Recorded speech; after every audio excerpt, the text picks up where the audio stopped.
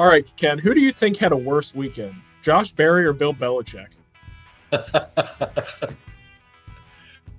I don't think there was any physical damage to Belichick's body, his courtesy car, and hopefully for his sake, his personal relationship.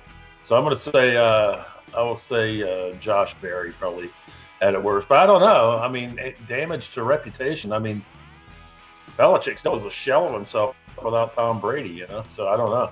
Tom might have some eligibility left. I don't know what's the way the college rules are now. Maybe he can bring him back for a redshirt year.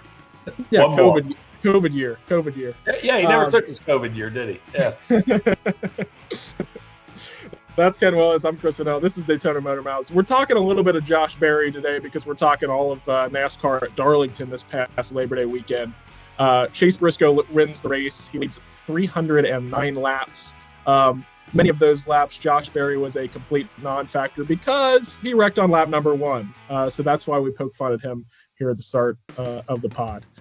Ken, what do you make of Darlington and Chase Briscoe getting a dominant win? Although we say dominant, but it maybe wasn't late. Dominant on paper, but not dominant in your eyeballs. I mean, leading 3/4 or however many of the laps he led, I mean, that's dominant. 309 out of 367. Sure. I don't know what. Now I'm all locked in on trying to do the math on that, but I'm not. I'm going to fight it. It's a bad urge, but I'm going to fight it. But then, the last lap where Reddick got there and he just couldn't. He dive bomb low through the final corners and was beside. I mean, he was level with them, but Briscoe was way up on high line and Reddick was way down low. And when you come off the turn like that, if you're down low, it's hard. You got to have good. You got to have everything you need to make it stick down there, and it just wasn't going to stick. So he fell back behind and got a little squirrely. And so in terms of late race dramatics, that was a pretty good visual. It was exciting there for you. Went, whoa, holy moly. And then you realize as they come off the turn, you go, well, of course he couldn't make it stick down there. But for a second, it kind of like it. And the people that play the lottery, if they look and the first couple of numbers are theirs, it gives them that little bit of a thrill. But anyway, I'm not shocked that Briscoe did what he did. I mean, this has been coming. He's a star in waiting, it seems. And but what's surprising is when you look there at spots 3, 4, 5. You have Eric Jones and John Hunter Nemechek and AJ Allmendinger. 2 of those 3 are with Legacy Motor Club.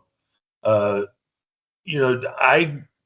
told everybody, I said, don't expect any of this at Darlington. I mean, the playoff drivers made up the top 12 speeds in qualifying Saturday, and I expected them to make up the first 8 or 10 of the first 12 finishing positions too, but far from it. So that was a little surprising that some of the mid-pack teams finished as well as they did. That I didn't necessarily see that coming. And those last 10 or 15 laps, you can make an argument. Eric Jones had the best car on the track. Like, he was closing that gap and, put himself right behind Tyler Reddick. Yeah, well, he has a history.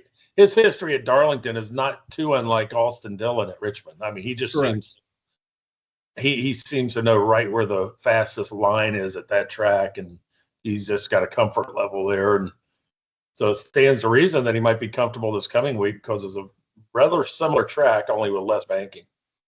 So we'll get to that in a bit, I'm sure. Yeah, absolutely. Briscoe gets his second win of the year. It's his first Cup Series season with multiple wins.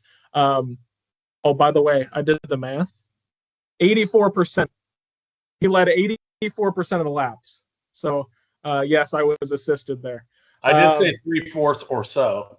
Yeah. Hey, let's go to the tape. Let's go to the reverse of Chase Briscoe. Who's in trouble after 1 week? We mentioned Josh Berry. Yeah, well, but, we saw that coming. Yeah. Surprised to see the whole Hendrick team out of sorts at Darlington. That was a shocker. Chase Elliott finished 17th, and he was the highest finishing of the 4 Hendrick playoff drivers. Alex Bowman had been running so well the last 2.5 months that I was surprised to see him struggle. But, he had that mishap with an air hose on the in the pits, and cost him like a 40-second pit stop, which is only about 30 seconds too long. So he was behind the 8 ball the rest of the night. So he's kind of moderately in trouble. I mean, we'll know more after this week because you will have finished 2 of the 3 races in this round of the playoffs. So we'll obviously, Captain Obvious here, will say we'll know more after this week. But after this week, it could be anybody. I was a little disappointed that Shane Van Gisbergen couldn't run better than 32nd and keep some of those bonus points in his back pocket that he brought into the playoffs from all of his wins this year. So I thought that maybe with those bonus points and maybe with a little bit of improvement on the ovals, he would sneak into the round of 12. But with a Gateway coming up this week and then Bristol, I'm not too big on his chances. And of course, Josh Berry, I'm not too big on his chances. Austin Dillon's in that bottom 4 right now. Gisbergen is 12th, hanging by a thread. The 2 guys are in the bottom 4 that I expect to get out of the bottom 4, Alex Bowman and Joey Logano. But doesn't necessarily have to happen. You have back-to-back bad weeks, and you're kind of, you're hosed, air hosed. Let's go to a segment where we never have a bad week. You got a show and tell? I do. It's kind of. No, I just said you can't have a bad week. Don't say this is a bad week. I know. Well, no, it's not a bad week. It's just I hate to be self-serving. It's not like me, except at dinner time or happy hour. I found this when looking for something else. We don't keep many old of the newspaper copies around here, but I found one from 13 years ago, mid-season report. Godwin Kelly worked with me for years, and he covered motorsports full time, and it was part of my gig. And we had to come up with we had a special section in February for Speed Weeks and another special section in July for the Firecracker 400, which eventually became an August race. But we had to come up with themes and ideas for it. And every now and then I would come up with it. And every now and then I would actually think I did. I was actually proud. So we actually did a mid-season NASCAR stock exchange, who to buy and who to sell in terms of the teams. And this was the cover. That's me on the left, Godwin on the right, looking at the big board. And we and basically had like for instance, here's Matt Kenseth on the back. Godwin says buy. I said sell. I don't know what was going on that year with Kenseth.